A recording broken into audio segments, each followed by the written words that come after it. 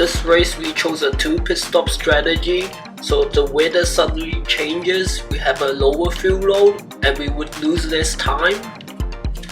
We qualified on pole position and we had a great start to the race.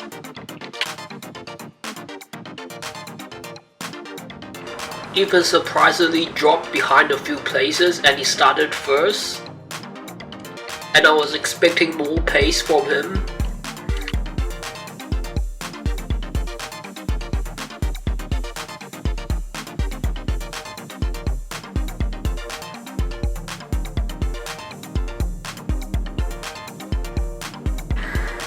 We can see that our lap time is much quicker than others. We're already doing 140s and others are doing 41.5 or so. Potentially they don't have the correct wear compensation values and they have too much.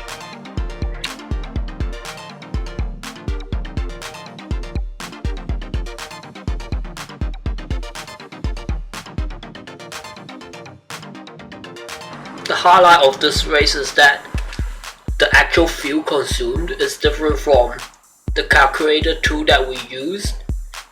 We gave our driver 24 laps of fuel, but we had enough to get to 30 laps, and that would affect us because we're supposed to only do 2 pit stops, and then at the end of the race we'll have a few laps where we pit and we're not optimizing.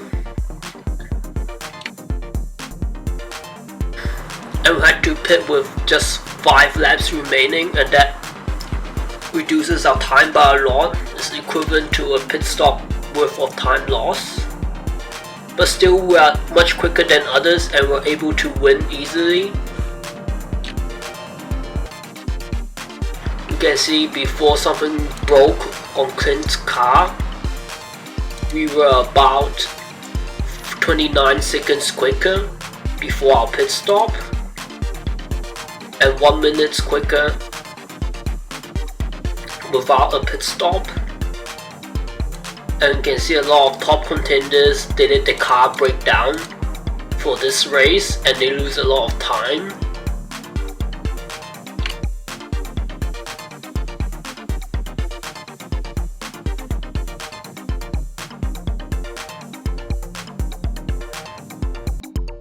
If we look at this point in the race, Ethan hasn't made any pit stops yet, but he is still slower than Clint. And after he made the extra pit stop 1 lap before the end of the race, he was still 3rd place. That just shows how poorly all of the other top contenders have done for this race and pace. We were able to get the fastest lap, but we're only 0.25 seconds quicker than Ethan. Even with an extra pit stop worth of time loss near the end of the race, we were top 36 for this race. And we were 3 minutes quicker than our teammates.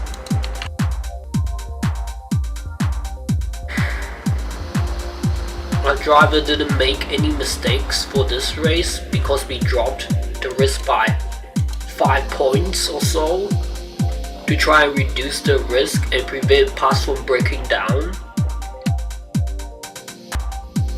And we can see the fastest race lap will get that $1 million that I keep mentioning in the previous videos, which is a huge amount. That's why we want to have faster car and better parts to earn that fastest lap, and it will actually save us money instead of seeing it as a upfront cost. Since last time we picked this mid-table position, I think potentially for 2 different sponsors and they just pulled back.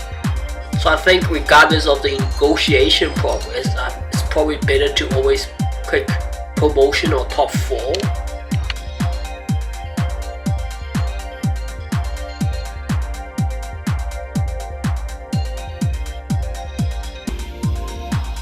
Since our driver is actually making mistakes with the higher risk at around 33, The lower one may actually gain us some time if he doesn't make a mistake, and then we'll reduce our car wear a bit.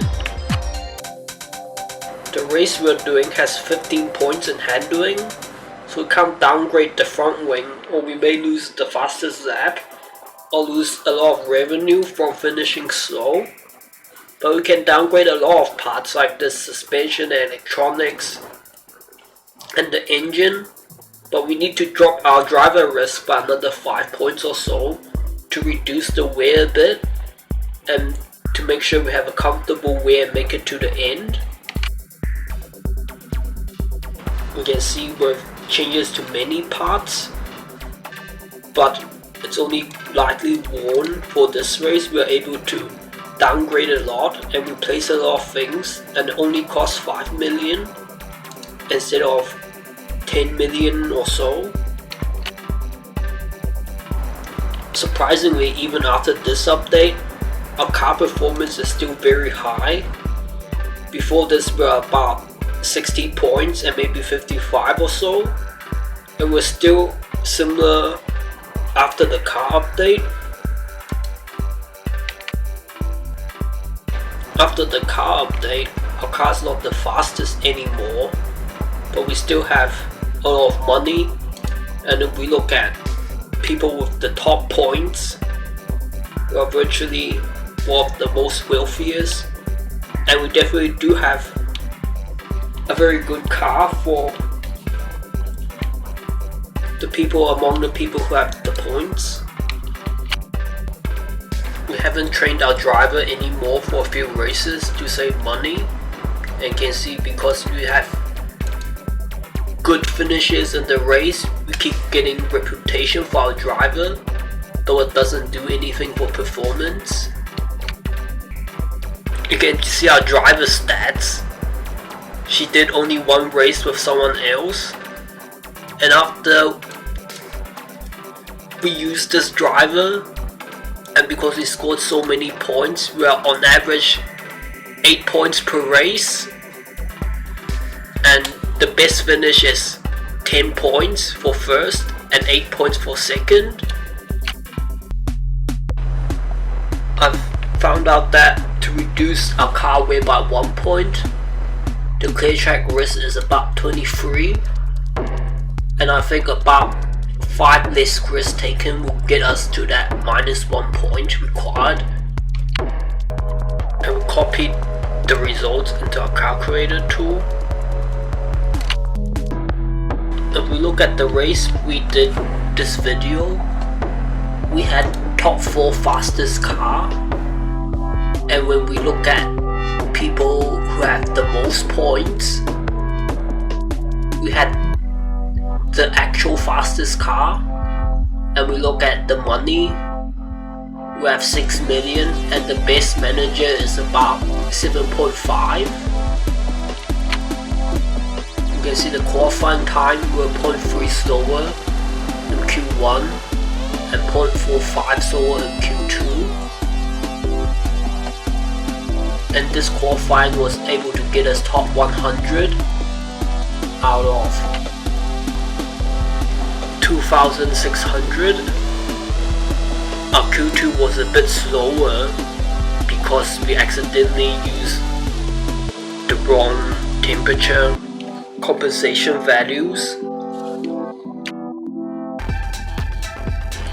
If we look at the lap times, you can see the lap times at the end were ever so slightly faster or the same as the start of the race.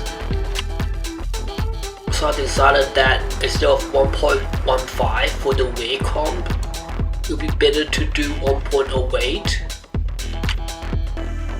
You can see the stamina drain for this race is 2 points per race.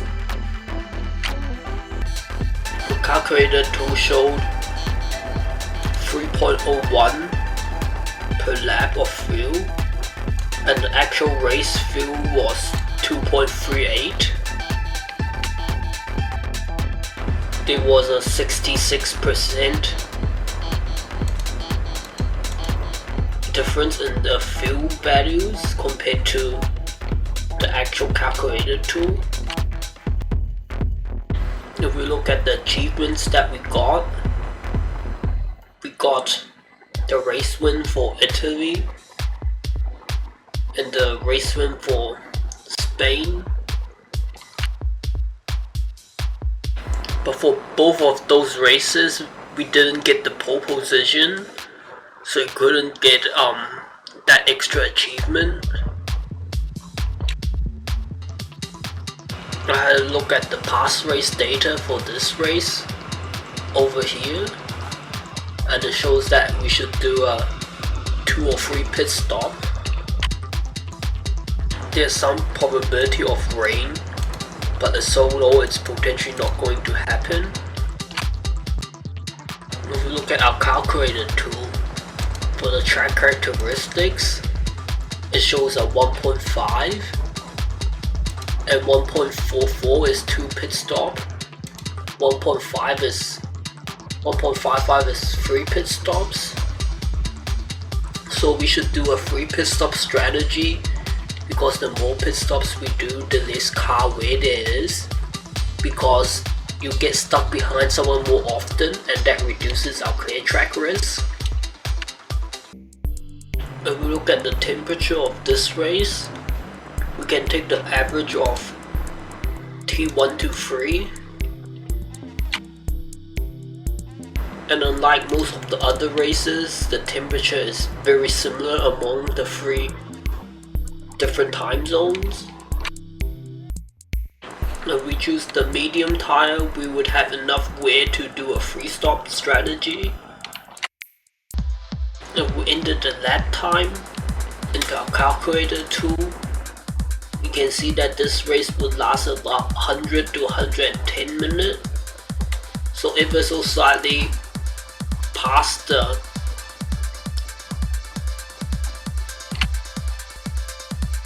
T3 mark, and even if it does rain in the last few laps, we can set our driver to never pit, and we won't lose any time because there's not many laps to go. We entered the fuel required for the race into the calculator tool. We're going to find the setup for the race.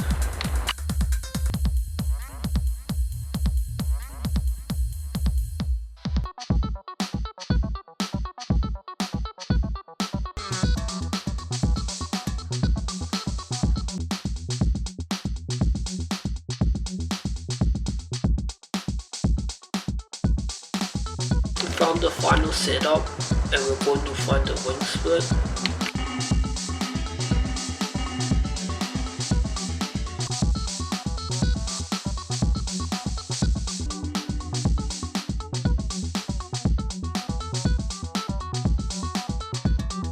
You can see that our net time was quite similar between 7 and 8.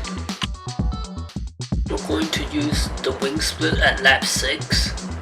And add about a bit more, 65 points or 25% into this to make it a bit closer to the lap 7, the setup. And we're gonna do qualifying.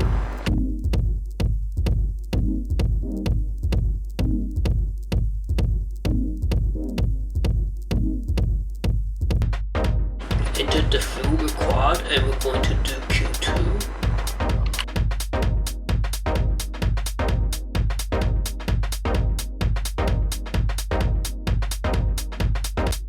We entered the fuel required. We entered a lower risk by 5 points, and we set the boost laps for this stint. We set our driver to not change tires when the weather changes. We entered the setup for the race. When we look at Q1, our driver made about a 0.3 second mistake, and we were 1.4 seconds slower, and we're quite close for our Q2 lap time. and faster than everyone else, other than Ethan, who is potentially using a very low fuel load. If we look at out of 700 qualified, we are top 62.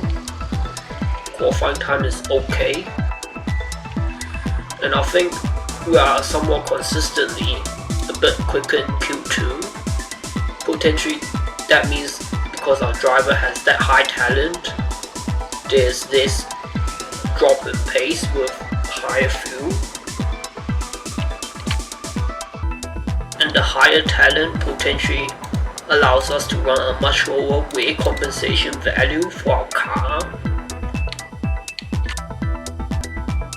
which increases the performance a bit.